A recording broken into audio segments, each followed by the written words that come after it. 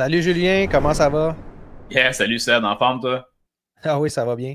Bon, pour ceux qui se joignent à nous sur la chaîne de Frankwell pour la première fois, parce que Mordu de Space, pas mort, ça a juste bougé. On est Oui, rendu avec Frankwell. Fait que pour ceux qui se posaient la question, on est bien vivant. Mordu de hockey maintenant, parce que ça va être divisé en thèmes. Fait quand on va exact. avoir la possibilité d'avoir le football, ben on va avoir le football. Quand on va avoir la possibilité peut-être d'avoir la F1 ou la Mhm. MLB ou d'autres ligues, on va avoir vraiment des listes de lecture pour ça. Donc, nous, c'est Mordu de hockey. Pourquoi? Parce qu'on parle de hockey. Voilà, Exact. c'est tout. Puis aujourd'hui, on a un pas pire sujet, je pense, parce Mhm. que là, dans la NCAA, ça bouge pas mal. La fin de la saison régulière arrive à grands pas ou est arrivée pour certaines équipes parce que c'est un ou deux matchs qui restent, un ou deux Ouais. matchs. Puis là, on parle du Frozen Four qui s'en vient bientôt. Mhm. Comment ça marche dans la NCAA, là? Il y a la saison, puis après ça, c'est quoi? C'est un tournoi. Donc, c'est un Ouais. tournoi de quoi? 8, Un, deux, 16 équipes. 16 équipes, c'est ça. C'est Exact. ça. Donc, Donc, on parle quasiment de play, comme les séries éliminatoires ben, au hockey, en oui, fait, là, de la Ligue nationale. C'est sensiblement le même principe. moins, moins C'est de ça. matchs. Exact, oui. Oui, parce que c'est des un match, c'est pas des 4 de 7 là. Ouais, c'est vraiment un tournoi, là. Puis ça se Oui. passe quand même loin, hein, parce que c'est quoi, là, le dernier match, c'est le 9 mars dans la NCAA. Mhm. Puis après ça, ben, le premier match là, des Juste regionals là, qui appellent, ça se trouve à être quand exactement? Je pense que tu l'avais, euh, hein? Écoute, ils ont 2 semaines totales de congé, Hey, puis quasiment ouais, c'est trois, beaucoup. parce que le premier match a lieu, la première ronde a lieu le 28 et le 29 mars, en fait. Bon, voilà. Fait que c'est quand même loin, là. Fait que c'est le fun parce qu'ils ont le temps de se reposer, eux autres. Contrairement Oui, à peut-être la Ligue canadienne, que les matchs s'enfilent un après l'autre, là, à moins que tu vraiment, là, à moins que tu vraiment, en fait, de la chance de finir en 4 tout le temps, ben, tu peux avoir le temps de te reposer. mais Je la trouve ça le différence fun. avec, la différence avec la Ligue canadienne, en fait, c'est que souvent les gars, puis tu sais, on l'a vu un petit peu là, avec des commentaires de Caulfield au cours de la saison, là, dans les derniers matchs, quand il a fait plus de traitements puis moins de pratiques. Tu sais, c'est le nombre de matchs puis le millage, dans le fond, que ces gars-là vont avoir. Tu le dis un petit peu dans la Ligue canadienne. C'est Ouais. l'avantage de la Ligue canadienne principalement, c'est que les gars, ils ont plus de millage, ils jouent vraiment plus de matchs, Hmm. autant en playoff que du côté de la NCAA où c'est 4 matchs de playoff, en fait. Là. Si, Ouais, si tu te rends en finale, c'est 4 matchs. Fait que, c'est pas de quoi ça va vite. d'immense. Exact. Puis, tu sais, de la façon que ça fonctionne en plus, c'est que les 2 premières rondes se jouent sur 3 jours. Donc, tu joues, mettons, le 28, tu joues pas le 29, tu rejoues le 30. Ouais. Donc, c'est les 2 premières rondes se jouent là. Puis après ça redevient comme un tournoi où on refait un hype 2 semaines plus tard. On parle Wow. du 11 avril et du 13 avril pour la demi-finale finale. Fait que ça fait, C'est- c'est ça fait vraiment quand même loin. Ouais, Malheureusement, 13 avril, si vous faites le décompte un peu, ben, la saison de la LNH est infinie. c'est ça. Puis c'est Fait ce qui est arrivé l'année passée, hein, avec Lane Hudson. Il s'est rendu presque en finale, en fait. Il s'est rendu. ouais, Parce que comment ça marche, c'est que tu as les 4 divisions. Donc, toute la division se bat un contre l'autre le plus possible. Puis après ça, ben, tu as les 4 divisions qui se rencontrent. ouais. Donc, ceux de l'Est qui se rencontrent, ceux de l'Ouest qui se rencontrent, puis après ça, tu as la finale. Donc, ça fait en sorte que malheureusement, ben, il y a des équipes qui sont éliminées tout de suite, donc qui peuvent aller Mmh. chercher leurs prospects puis les faire jouer. Puis d'autres, ben, finalement, qui vont décider, ben, on va t'étendre sur l'année prochaine parce que ça n'a pas de bon sens. Là. Tu as gagné ou tu es sur le bord de gagner. Fait que, Ouais. ben, moi, ce que j'aime, par contre, c'est que ça permet aux joueurs de se reposer, premièrement. Donc, de ne pas être blessés nécessairement, mais aussi de travailler leurs skills individuels. J'ai Ouais. l'impression que c'est ça qu'on voit beaucoup comme différence entre les joueurs de hockey canadiens qui, eux, jouent au hockey tout le temps. Donc, c'est Ouais. les systèmes de jeu qui sont capables de mettre en place un peu plus facilement, où il y a plus de systèmes de jeu, plus de jeux défensifs fermés, versus les Américains qui, eux, c'est basé sur les skills, beaucoup, beaucoup sur le talent. Tu sais, es-tu fort physiquement, tu t'entraînes au Mmh. gym, tu as le temps de te former des mains aussi parce que tu es tout le temps en train de te pratiquer puis Ouais. de jouer avec tes chums là, dans les pratiques. Fait que ça fait deux visions différentes. Puis on le voit dans les prospects qui sortent aussi au Ouais. draft, là.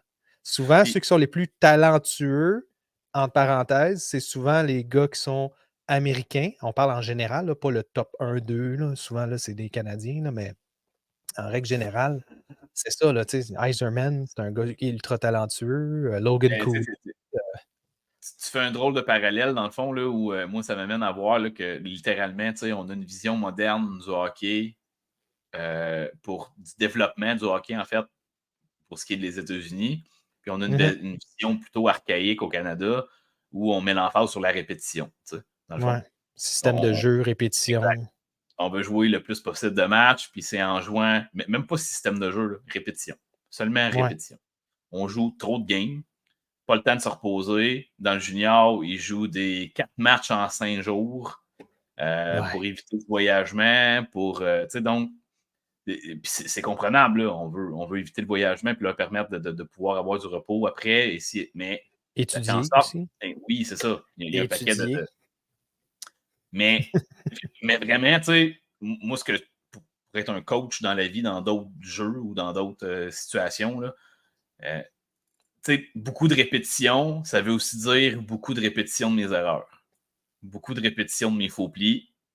Puis peut-être moins de temps pour travailler sur la bonne façon de faire ces erreurs, de ne pas commettre ces erreurs-là au lieu de les répéter et de les répéter encore.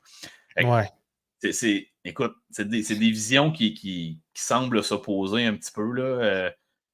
J'ai hâte de voir si on va ajuster le tir un peu au Canada dans les prochaines années. Mais faudrait. C'est un autre débat. C'est ça. Ton discours me fait voir cette dualité-là entre les deux systèmes. Là, ouais. Puis là, écoute, pour la bataille du Massachusetts, en fait, c'est pas juste le Massachusetts, là, on s'entend, mais en ce moment, là, les deux grosses équipes, puis on mentionne aussi d'autres équipes, là, mais les deux grosses équipes, mettons, de l'Est, là, la division NCAA East, sont dominantes. Là. Quand on regarde les statistiques en ce moment, là, laisse-moi juste sortir ça. Donc, les deux premiers, là, c'est plus que 50 points. Fait que là, il y a eu quoi? 23, 22 parties de jouer. On parle Boston College, 23 parties de jouer. Ils vont avoir une 24e qui vont jouer. Ils sont à 58 points, donc 19 victoires, 3 défaites, une nulle, une défaite. Commence à jaser comme... C'est beaucoup, là. C'est énorme. Oui.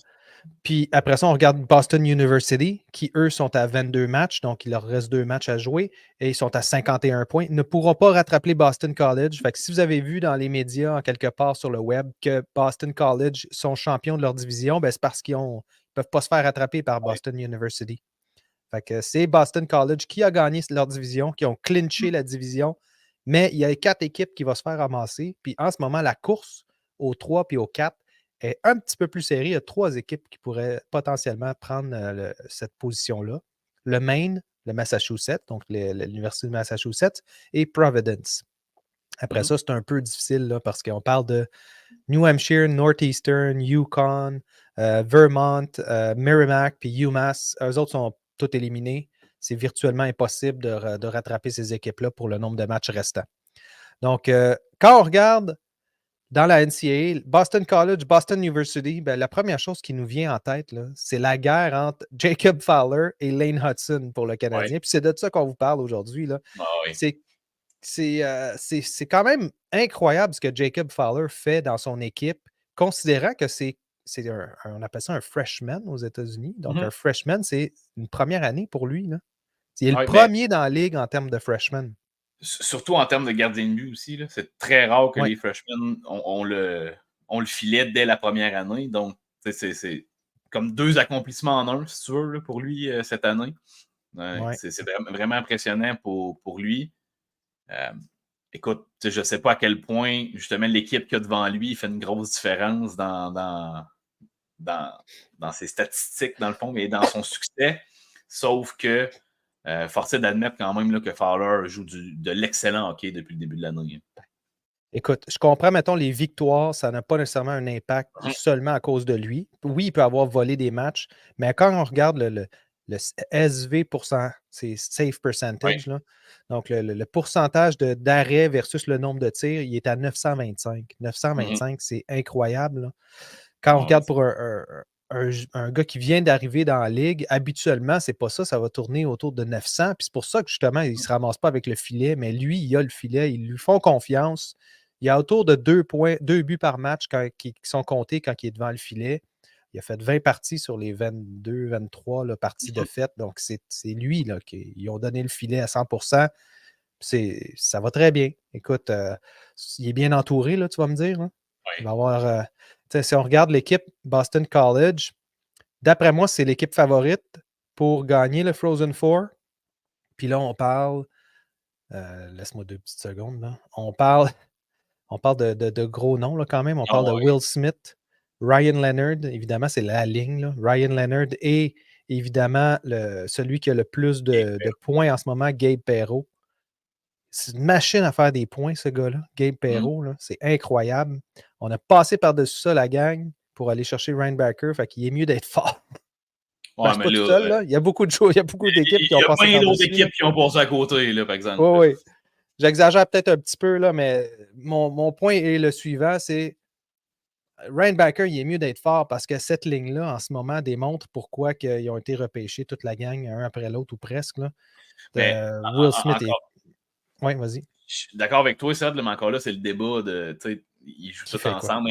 Individuellement, ça va-tu fonctionner leur affaire, tu sais, puis il y a quand même un haut risque que ça ne fonctionne pas. Fait que, quand tu es habitué de jouer, tu sais, ça aussi, c'est le défaut du système américain, selon moi. Tu joues tout le temps avec les mêmes mondes, peut-être trop longtemps. Surtout quand il y a une synergie qui se développe à l'âge de 11-12 ans, là, ils ne te lâcheront pas puis ils vont te faire jouer avec les mêmes gars jusqu'à temps que tu aies 20 ans. Mais là, je veux dire, ça sera... c'est bon. C'est bon pour leur programme national. C'est extrêmement bon de faire ça parce que ça émule un peu la façon russe là, dans le temps. C'est-à-dire qu'eux, ils jouaient tout le temps ensemble ça finissait là. Mais là, après, quand tu regardes aussi, là, regarde le line-up, là, on a des gars comme Cutter Gauthier. Cutter Gauthier, c'est lui qui a le plus de buts de buts qui donne victorieux dans la saison. Clutch player. Oui, c'est vraiment un clutch player. Là. Puis après ça, tu as plein de gars qui sont comme moins connus, mais qui sont à leur année senior, là, puis qui sont très, très intéressants pour eux, qui ne vont pas nécessairement se ramasser dans la Ligue nationale. Mais quand tu regardes juste les deux premières lignes, c'est vraiment très dangereux. Puis tu as un Jacob Fowler en arrière qui bloque tout. Ça va être difficile pour Boston University d'égaliser ça. Parce que de l'autre bord, là, quand tu regardes Boston University, ils ont 2 extrêmement bons défenseurs en Tom Wielander et évidemment Lane Hudson. Mais ils n'ont pas le gardien de but le plus flamboyant. Ensuite de ça, leur superstar à l'attaque, c'est lui qui fait la majorité des points, c'est lui qui amène la majorité, dans le fond, de la production. Puis c'est Macklin Celebrini qui, lui, est lui aussi un freshman. Donc, c'est lui aussi un gars qui vient d'arriver. Puis c'est lui qui met son équipe là, dans toutes les statistiques. C'est juste lui qu'on voit dans le top. Fait que, ils sont un petit peu plus minces, eux autres, là, au niveau de leurs 2 premières lignes là, à l'attaque. Fait que, je sais pas trop, hein, toi, qu'est-ce que tu en penses en termes des 2 équipes? Mais, ça va être une bonne guerre, en fait, là, puis bon, on suppose que c'est eux qui vont jouer contre le match du 30 ou 31 mars, dans le fond, là. On suppose que c'est ces 2 équipes-là qui vont s'affronter au final, là. Oui, à la fin, oui. Oui, c'est ça. Et puis, tu sais, écoute, le fait que ce soit une partie. Si tu me dis un 4-7, je pense que je donne l'avantage à Will Smith et compagnie. Mais si on parle d'un match, je crois fermement que ça pourrait être Fowler qui fait la différence. Parce que, tu sais, voler un match, c'est peut-être plus simple pour un gardien de but. Là. Mais honnêtement, ça peut aller des 2 côtés. Puis, écoute, ça va être du bon hockey. Ça va être vraiment une bonne game de hockey. Si on a l'opportunité de l'avoir télédiffusé, dans le fond, là, ça va être tout un match. Là. Exact. C'est un peu plus difficile. C'est pas comme le March Madness que là, tout est diffusé partout. Là. Mais ils sont un petit peu plus réticents à diffuser ces matchs-là pour ce qui est de RDS ou TVA Sport ou même TSN puis Sportsnet. Fait que des fois, il faut aller plus du côté américain. Fait que c'est pas toujours évident, mais c'est sûr qu'on va vous tenir au courant, la gang. On va vous l'écrire là, dans le chat ou on va vous créer un post là, quand ça va être le temps. Surtout s'ils se battent l'un contre l'autre parce que je pense que ça va être tout un match. Puis j'ai bien hâte de voir. Est-ce que Lane Hudson va être en mesure de feeder Celebrini puis que Jacob Fowler va être en mesure de faire les arrêts aussi, on s'entend. Là. C'est ça qui va être le fun à voir, en fait. Puis sinon, ben, pour les deux équipes, ben, je leur souhaite toute la chance du monde. Mais j'espère vraiment qu'on va être capable de voir Lane Hutson parce que, comme tu dis, là, ça s'enligne que s'ils s'en vont dans l'autre semaine, ben, dans la finale, si on veut, là, dans le sens de finir dans le top 4, s'ils finissent dans le top 4, est-ce qu'on voit Lane Hutson avec le Canadien? Je penserais pas, ça va être trop tard. Parce que c'est déjà début avril. Donc, c'est sûr que ça va terminer trop tard, malheureusement. Par contre, si on peut aller voir de l'autre côté, parce que oui, Lane Hutson, malheureusement, je doute formellement qu'on va avoir la chance de le voir. Du moins avec le CH, possiblement avec le Rocket, selon s'ils finissent par faire les séries. Ça, c'est un autre défi, parce que ça ne va pas super bien de leur côté. Mais il y a quand même deux autres défenseurs qui s'en viennent, qui ont la possibilité de s'en venir avant la fin de la saison, ne serait-ce du Rocket ou du Canadien. On les voit peut-être plus arriver les deux avec le Rocket, sauf que il y en a un que Tobias Enstrom, lui, son équipe n'est pas présentement avec les play-out. OK? Je m'explique quand je dis play-out, parce qu'en Europe, il y a toujours. Oui, c'est ça. En Europe, il y a toujours deux équipes qui s'affrontent à la fin de l'année pour savoir laquelle va être reléguée dans la division inférieure et laquelle va pouvoir rester dans la division. Donc, l'équipe, c'est le Rogel, dans le fond, l'équipe de Enstrom, et ils sont 12e à une dizaine de points d'avance sur la relégation, donc ne devraient pas avoir à participer à cette série-là. Et puis, ils sont déjà éliminés. Ils ne font pas partie des 10 équipes là, qui font partie des séries éliminatoires non plus. Et par contre, là, c'est relativement serré. Je n'arrive pas à voir s'il leur reste des matchs à jouer. Je crois que la saison est terminée, mais... Ben, même si ce n'est pas terminé, là, ils ont les droits sur Engstrom. Il n'est pas signé, par exemple. C'est bon. La différence, il reste 3 matchs.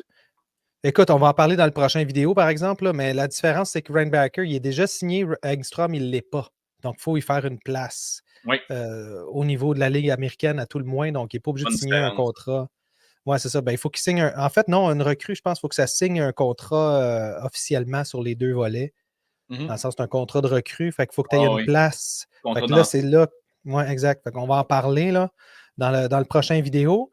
Puis pour ce qui est, ben, OK, fait que toi, tu y vas avec. Tu ne m'as toujours pas répondu. Là. Tu y vas-tu avec Boston University ou tu y vas avec Boston College? Je suis pas avec un coin toss. Ouais, c'est ça. Je ne suis pas avec un coin toss. C'est 50-50 pour moi. Ben, en tout cas, ça va être excellent. Puis c'est sûr qu'on va vous le dire. Si ça arrive et que les deux s'affrontent, on vous avertit d'avance. On va essayer de voir où c'est que ça va être diffusé pour qu'on puisse y avoir accès toute la gang. Puis peut-être qu'on va être capable d'en parler, de faire un live. Si on est assez de monde, on pourrait peut-être faire un live. Ça pourrait être pas pire, ça. Comme on a fait un peu à Noël. Là. Qu'est-ce que vous en pensez, la gang? Donnez-nous vos commentaires. Si vous voulez qu'on fasse un live là, pour ce match-là, ben, dites-nous-le dans les commentaires. Puis, écoute, si on est en mesure de le faire, on va le faire. Ouais, quand même. Merci. Merci à tous. Donc là, on va tourner notre prochaine vidéo, nous autres. Là, hein? Donc, on vous laisse là-dessus. Puis, soyez là demain. Donc soyez là demain. Ça va être un bon petit show. On va parler des espoirs du Canadien à la défense. Qui c'est qui s'en va? Qui c'est qui reste? Combien qui valent? Ça vaut-tu de l'argent sur le marché ou ça vaut rien? Donc, ça va être ça notre prochain sujet. Merci Julien. Merci la gang. Salut À la prochaine.